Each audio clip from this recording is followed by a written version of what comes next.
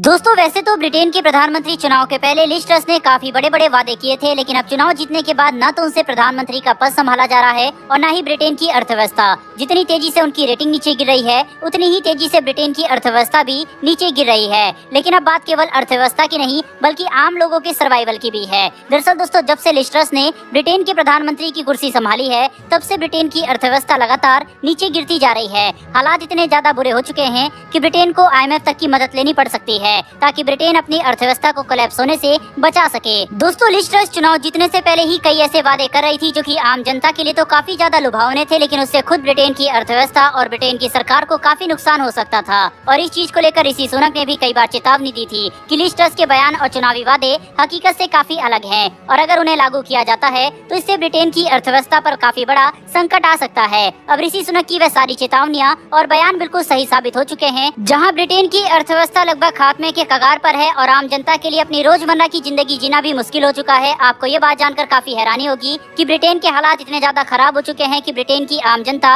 अपना बिजली के बिल देने से भी मना कर रही है। दरअसल रूस यूक्रेन का हवाला देकर ब्रिटेन की सरकार अपनी जनता को लगातार महंगा तेल और नेचुरल गैस खरीदने के लिए मजबूर कर रही है, जिससे आम जनता के लिए गैस और तेल खरीदना काफी मुश्किल बन गया है। यहाँ तक कि बिजली के बिल देना भी अब आम जनता के लिए काफी बड़ा परेशानी का सबब बन चुका है। जहाँ आमतौर पर बिजली का बिल औसतन एक ब्रिटिश नागरिक को लगभग 1500 पाउंड का आता था, वहीं पर अब वही बिल 2500 पाउंड तक का आ रहा है, यानी कि लगभग 2.5 लाख से भी ज्यादा रुपए का। इसके अलावा अगर हालात को संभाला नहीं गया तो यही बिजली का बिल 3500 के भी पार जा सकता है, जो कि ब्रिटेन की अर्थव्यवस्था और आम जनता के लिए काफी ज्यादा खतरनाक होगा। इसी वजह से ब्रिटेन की जनता प्रदर्शन पर उतर आई है। वहीं पर ब्रिटेन की जनता अपने बिलों को बीच सड़क पर आग लगा रही है। साथ ही ब्रिटेन के अंदर डोंट पे का ट्रेंड भी चलाया जा रहा है। ब्रिटेन की जनता को ज्यादा गुस्सा इसलिए भी आ रहा है क्योंकि एक तरफ सरकार रूस यूक्रेन युद्ध का हवाला देकर आम जनता को बेवकूफ बना रही है और महंगा तेल नेचुरल गैस खरीदने के लिए मजबूर कर रही है। वहीं पर ब्रिटेन की एनर्जी सप्लायर कंपनियों के प्रॉफिट लगातार बढ़ते जा रहे हैं। ऐसे में आम जनता का गुस्सा होना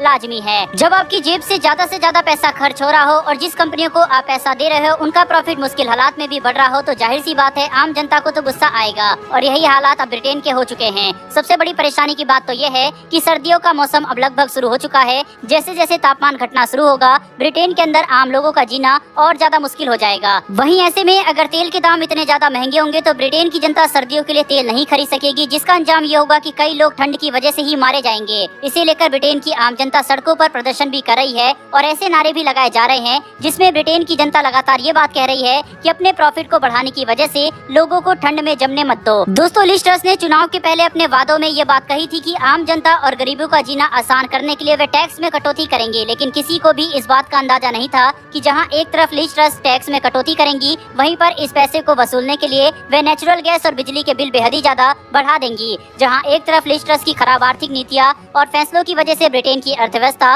और आम जनता तबाही के कगार पर पहुंच चुकी है, वहीं पर अमेरिका ने भी एक ऐसा कदम उठा लिया है जिससे तीसरे विश्व युद्ध का खतरा भी बढ़ गया है। साथ ही यूरोप के लिए परेशानियां और ज्यादा बढ़ने वाली है। दरअसल अब ये बात निकलकर सामने आ रही है कि रूस के नॉर्ड स्ट्रीम 2 पाइपलाइन के ब्लास्ट और लीक के पीछे असल में अमेरिका का हाथ था और अमेरिका ने ऐसा इसलिए किया था क्योंकि यूरोप और जर्मनी को रूस का तेल और नेचुरल गैस खरीदने से रोका जा सके। अब अमेरिका ने जल्दबाजी में इतना बड़ा कदम तो उठा लिया है, लेकिन रूस अमेरिका के पीछे पड़ चुका है। और अगर ये बात साबित हो जाती है कि इस ब्लास्ट के पीछे अमेरिका का ही हाथ है तो मामला बेहद ही ज्यादा बिगड़ जाएगा। दोस्तों, किसी देश को युद्ध में हथियारों की सप्लाई और आर्थिक मदद देना एक अलग चीज है और किसी देश के एनर्जी एसेट पर हमला करना एक बिल्कुल ही अलग सी बात है। इसे बड़ी ही आसानी से एक एक्ट ऑफ वॉर माना जा सकता है और अगर रूस चाहे तो इस वजह से अमेरिका के साथ एक फुल फ्लैश वॉर पर भी उतर सकता है। हालांकि अभी के लिए हालात संभले हुए हैं क्योंकि दोनों ही देश इस पर ज्यादा बयानबाजी करने से बच रहे हैं। नॉर्ड स्ट्रीम 2 पाइपलाइन ब्लास्ट की वजह से रूस और अमेरिका में युद्ध हो या ना हो, लेकिन यूरोप के लिए अब मामला आर या पार का बन चुका है। जहां पहले ही रूस के तेल पर प्रतिबंध लगा दिया गया था, वहीं पर अब अगर यूरोप चाहे तो भी वह रूस के तेल नहीं खरीद सकते, जिससे अंत में नुकसान यूरोप का ही होने वाला है क्योंकि सर्दियां अब शुरू हो गई है